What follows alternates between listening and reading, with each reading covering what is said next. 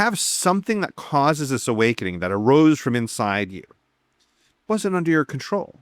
And what ends up happening is that physical activation escalates.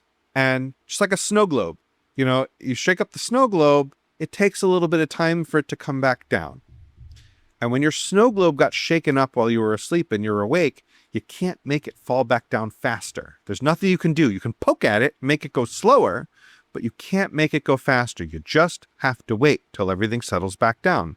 And it often doesn't take as long as people think. But what ends up happening is, as your snow globe is settling, then your stress starts rising again, slowly rising. Because why can't I sleep? What if I can't fall asleep? What if I'm up the rest of the night? Blah, blah, blah, blah, blah, blah. And then you start stressing and freaking out about it. So now your body is ready, but your mind isn't anymore. And now you got to wait for that to come down, and you just prolonged it. Because you don't have control over this part, surrender that control. Recognize that you're going to get up. You can get up, take a break, wait till you're ready, try again. Just don't prolong it any more than is necessary. So sometimes surrendering control actually shortens the awakenings. Sometimes it doesn't. Sometimes, you know what? What if you're up for the entire rest of the night and you just don't go back to sleep? That's often people's fear. But the truth is, A, that's unlikely.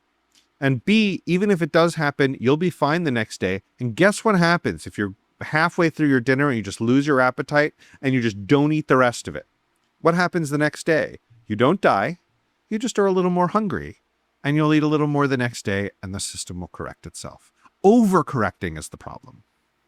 So to kind of just, for my understanding, for the stimulus control, like the most important part of it, like for these individuals that do have this like fear of like not sleeping, or like it starts to, they just immediately get like anxiety about it.